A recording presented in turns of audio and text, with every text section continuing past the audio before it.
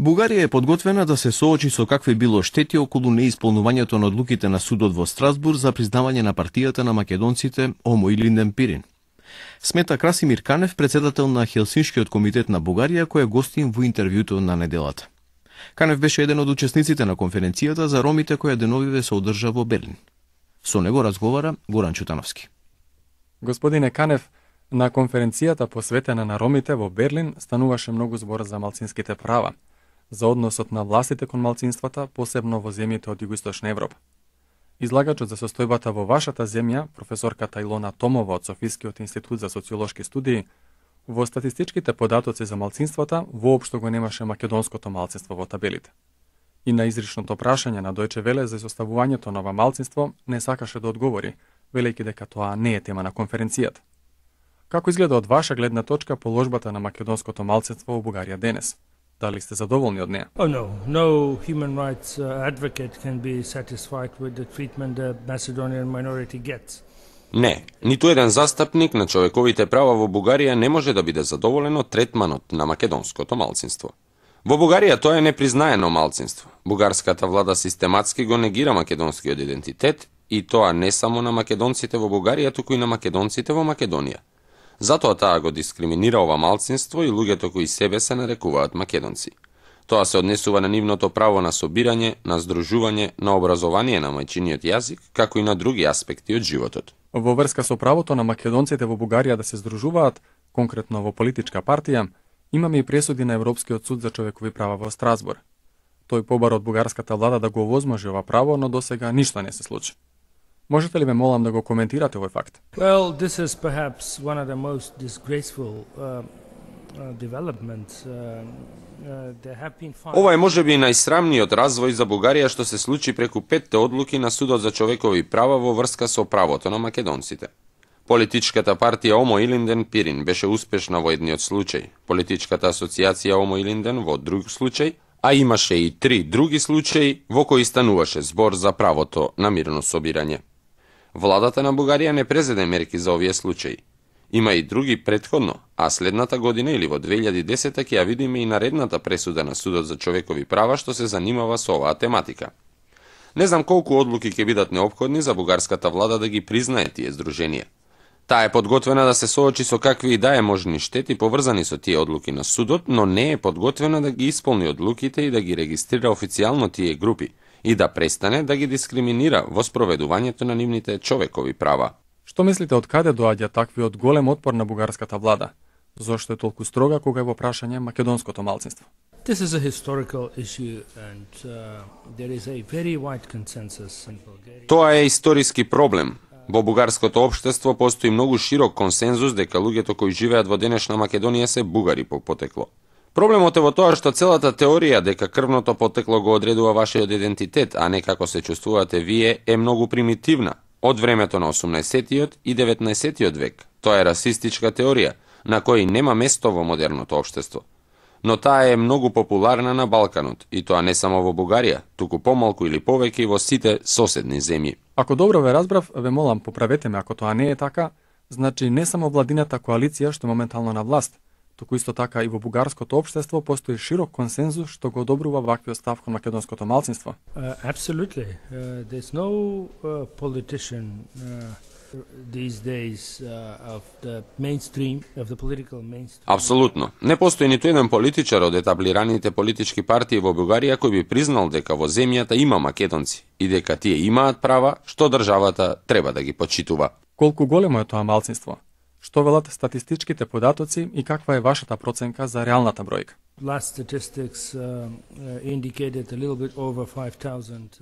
Последните статистики велат дека станува збор за околу 5000 лица кои се идентификуваат себе си како македонци. Но во условите во кои живеат тие луѓе, статистиката не може да биде веродостојна, бидејќи постои социјален притисок против признавањето на македонскиот идентитет. Исто така, за време на последниот попис имаше и репресивни дејности на власта, кои упатија јасен сигнал дека не е добро за никого доколку се идентификува како македонец. Затоа е многу тешко да се каже колкаво е навистина тоа малцинство во вакви услови. За какви репресивни мерки на владата станува збор? Можете ли тоа малку да го допрецизирате? Well, there was a criminal at the time when the census was taken in 2001. Па во времето кога се одржуваше пописот во 2001 година, беше отворена истражна постапка против неколкумина кои се обидуваа да им дадат поддршка да ги охрабрат македонците да се декларираат како такви. Јасно е дека кога владата поведува истрага против таквите луѓе, дека се јавува импулс да се кријат, а кога попишувачите ќе дојдат кај нив дома, нема многумина да се осмелат да кажат дека се македонци. Што може да стори Хелсиншкиот комитет како невладина организација која се бори за човековите права за да го поддржи ова малцинство? We handle several of their cases before the European Court of Human Rights. Ние водиме неколку од спомнатите процеси пред судот во Страсбур. Поконкретно станува збор за организацијата Омо Илинден Пирин. Таа има адвокат од Хелсиншкиот комитет кој учествува во процесот пред Европскиот суд за човекови права. А исто така ја водиме и втората тужба на Сдруженијето Омо Илинден пред истиот суд. Исто така, редовно известуваме за кршењето на правата на македонците и за дискриминацијата со која се соочени. Во моментов подготвуваме алтернативен извештај до Комитетот за расна дискриминација на Обединетите нации, кој во февруари или во март наредната година повторно ќе го разгледува извештајот за Бугарија. Во него вклучивме некои информации за дискриминацијата на македонците.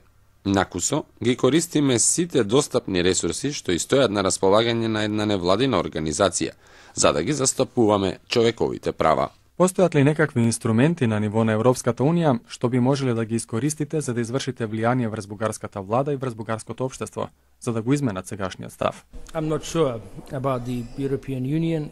The European Union is not very interested in human rights. Не сум сигурен кога станува збор за Европската Унија. ЕУ не е многу заинтересирана за човековите права. Таа беше создадена пред се како економска организација, а политичките прашања и оние за човековите права не се во центарот на незиното внимание. Иако мора да се каже дека се повеќе и повеќе се врти вниманието во таа насока. За жал, во периодот на преговорите за членство со Бугарија, Европската Унија не беше заинтересирана да поведе сметка за положбата на македонците во мојата земја. Ако ги погледнете извештаите за напредокот пред приемот, нема да најдете ни едно место каде што се споменуваат македонците. Може да се каже дека Европската Унија многу површно се однесуваше и кон другите прашања поврзани со човековите права во земјата кандидат. Некои од нив беа повеќе спомнати.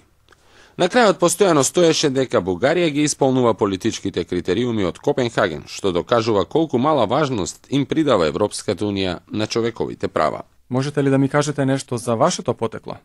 Имате ли некаква поврзаност со македонците?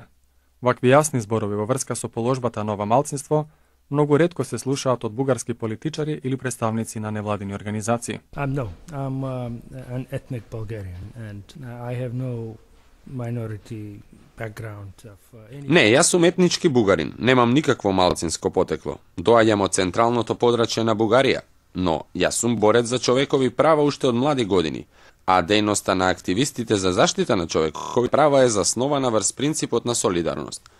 Тоа значи сеедно за која група станува збор. Моја и должност на мојата организација е да се занимаваме со таква некоја ситуација. А дискриминацијата против македонците секако представува таков случај. Дали се плашите од некакви политички последици? Од некаков притисок поврзан со вашата работа на заштитата на човековите права, на малцинските права, не само на македонците? Предпоставам дека се борите и за другите малцинства во Бугарија. No, I have no political ambition and therefore I don't care about... Не, немам никакви политички амбиции, затоа не се грижам за политичко исклучување или за тоа што политичарите би го рекле.